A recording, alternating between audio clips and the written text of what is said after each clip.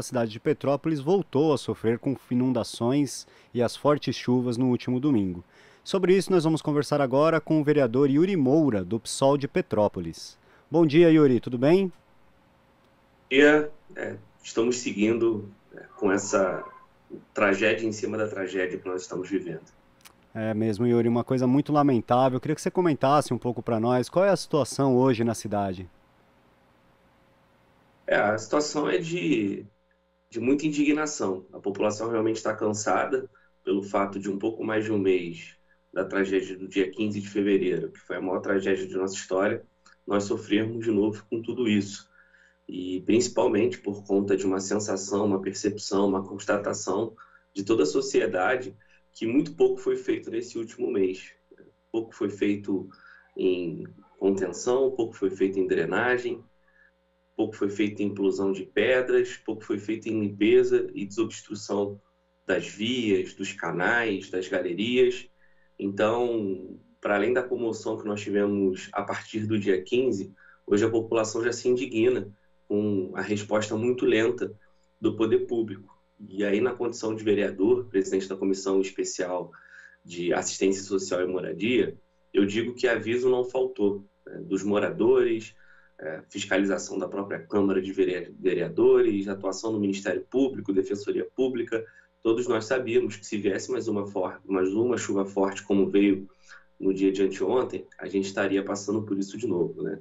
Então, é um misto de tristeza com revolta e cobrança por políticas públicas efetivas para que não aconteça de novo. Sem contar também a apreensão de todos nós por termos ainda previsão de chuva, possibilidade de chuva nos próximos dias. Yuri, os locais que sofreram com as chuvas agora são os mesmos que sofreram na primeira vez? São locais que estavam previstos para intervenção? Onde que aconteceram agora os problemas na cidade? Nós tivemos uma mistura. Locais que já tinham sido atingidos foram atingidos novamente. Duas pessoas morreram no Morro da Oficina, por exemplo, foram lá tirar as suas coisas, que ainda estavam desde a tragédia do dia 15. A chuva veio, eles decidiram esperar e infelizmente morreram, foi um casal. Mas, ao mesmo tempo que esses locais que foram atingidos no dia 15 sofreram de novo, nós tivemos novos pontos da cidade. Mas são pontos que, tradicionalmente, chuva após chuva, verão após verão, já são considerados críticos, como é o caso lá do São Sebastião, algumas localidades do bairro Quitandinha, que é um bairro muito grande, muito populoso, tem muitas subdivisões, muitas casas em risco. Então, não teve nenhum lugar que seja uma novidade, né? Inclusive, como eu disse no início da entrevista, a gente já previa essa tragédia em cima da tragédia, pois muitos pontos que foram atingidos de forma mais moderada no dia 15 ficaram expostos, ficaram lá como local de risco remanescente, ficaram lá com as suas cicatrizes no relevo, cicatrizes geológicas muito expostas, e a gente já avisava, se não fosse feito nenhum tipo de mobilização, nenhum tipo de intervenção do poder público nesses locais, a gente viveria tudo de novo. Eu lembro ainda que na 24 de maio, na Rua Nova, 24 de maio é o bairro, Rua Nova é uma subdivisão ali da 24 de maio, onde a gente tem uma pedra gigantesca que pode rolar a qualquer momento.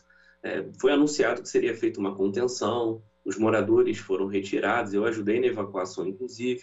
Depois desse um mês, os moradores, alguns voltaram, mas não foi feito o projeto sequer, né? Foi colocado um sistema de monitoramento da pedra, que no dia de anteontem acusou, inclusive, que a pedra tinha descido um pouco, ou seja, aumentado o risco, e a cicatriz que tinha de desmoronamento em torno da pedra, hoje ela é maior, porque com a chuva de domingo, ampliou ali esse risco dessa pedra diminuir.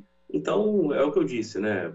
Locais que foram atingidos no dia 15, locais que a gente já sabia que eram de risco, mesmo não tendo sido atingidos no dia 15, e muita inoperância do Poder Executivo.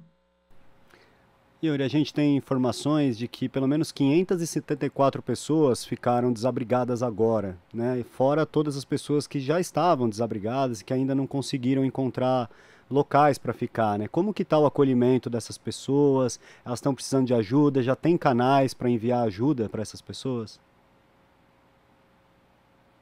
A prefeitura anuncia que os pontos de apoio estão estruturados, mas ontem eu visitei alguns e, inclusive, recebi denúncias de falta de colchão, falta de travesseiro, até mesmo um mau atendimento em um ponto de apoio específico. Acabando essa entrevista, eu vou lá visitá-la, inclusive, para fiscalizar, mas a gente percebe que a prefeitura está mais estruturada, né, do ponto de vista das doações, mas ainda é necessário, porque ainda tem uma demora nessa distribuição, nesse abastecimento por conta da prefeitura, né? Então, para quem quiser doar, eu sempre indico algumas instituições que têm um trabalho muito sério e que são parceiras da nossa comissão especial na Câmara, como é o caso do Centro de Defesa dos Direitos Humanos aqui de Petrópolis, o CDDH, está lá disponível no Instagram, no Facebook, a Casa da Cidadania, e qualquer contato direto também com o nosso mandato, a gente pode ajudar a orientar a lista de pontos de apoio para que essa doação seja feita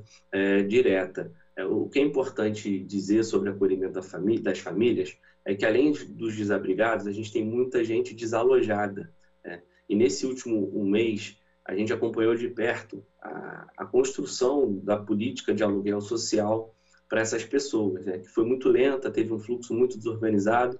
Depois de muito custo, a gente conseguiu reorganizar isso. E os desabrigados, que estavam desde o dia 15, são a prioridade da prefeitura, pelo fato de querer desmobilizar os pontos de apoio. Até porque muitos desses pontos são escolas, né? E existia uma pressão justa e urgente das comunidades para que as famílias pudessem retornar com seus filhos, né, para o ensino, já que a gente teve ele muito prejudicado em 2 anos de pandemia, né, 2 tragédias. Então, a prefeitura focou muito em conceder aluguel social, em arranjar imóveis para quem estava desabrigado nos pontos de apoio. As famílias desalojadas, que agora, além dos desabrigados crescerem, os desalojados também crescem, né, porque muita gente saiu no dia de ontem e anteontem para ir para a casa de familiares, a gente vê que essas pessoas estão tendo mais dificuldade de ter acesso a um novo imóvel seguro, né? E eu tenho muita preocupação com isso, porque são justamente essas pessoas que não estão conseguindo imóveis que acabam retornando para a área de risco. A gente tem acolhido dezenas de famílias, infelizmente muitos proprietários de imóveis aqui estão resistentes em conceder o aluguel social, tem muita desinformação, muita fake news quanto a isso, dizendo que a prefeitura não paga, o governo do estado não paga. Eu acompanho há anos a política de aluguel social e, eventualmente, teve 1, 2 meses de atraso nesses anos todos, mas a prefeitura não deve ninguém, nenhum proprietário, o governo do estado não deve ninguém. Então, na verdade, é até mais seguro alugar com o poder público do que alugar, às vezes, com uma pessoa comum, né? Uma família que ali pode ter uma dificuldade financeira. Para além disso, a gente conseguiu aprovar na Câmara, eu fui relator, inclusive, desse projeto, que virou lei, isenção de IPTU e de taxa de lixo para os imóveis que toparem aderir a esse programa do aluguel social. Só que ainda tem muita dificuldade. Então, quando você me pergunta qual é a situação das famílias, é essa, de muita incerteza. Quem está no ponto de apoio está tendo esse suporte da prefeitura, mas ainda é importante a gente receber mais doações, e quem está desalojado fica nessa incerteza de quando vai conseguir, de fato, ir para o aluguel social. Mas colocar uma questão importante nisso tudo, eu queria trazer outra questão que não foi feita nesse mês todo, são as intervenções nas comunidades, né? Porque muitas das casas receberam laudos nos seus registros de ocorrência da Defesa Civil, dizendo que a casa estava interditada naquele momento, porém, se o morador ou os moradores de uma servidão, de uma vila, de uma rua, fizessem algum tipo de intervenção, como uma contenção, por exemplo, eles poderiam retornar, né? E algumas dessas obras são de responsabilidade do próprio governo do estado e da prefeitura. Só que até agora não foi divulgado um cronograma.